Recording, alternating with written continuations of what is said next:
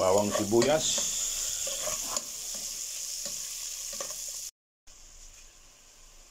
at tomato na hindi ko siya ginaya para maluto lang, at mamaya magkaluto na saka natin siya pisain. Medyo tuyo na siya. Ilalagay na natin ang papaya kasi nasangkot na siya. Ayan ang papaya.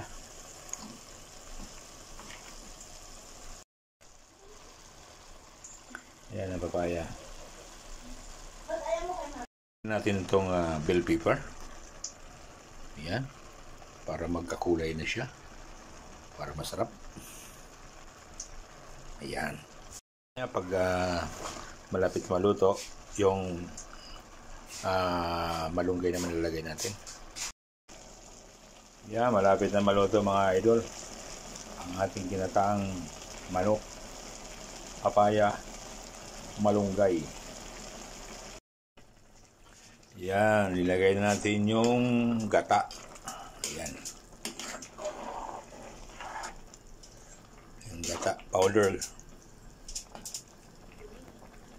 Yummy na yan. Ayan o. Sarap.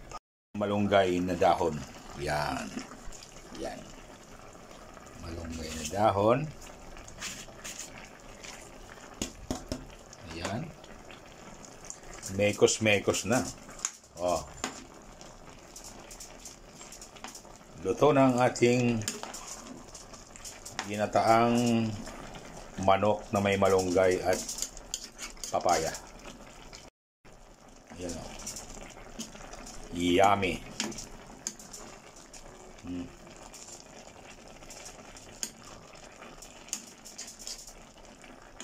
Ayan. O, kain na tayo mga lods.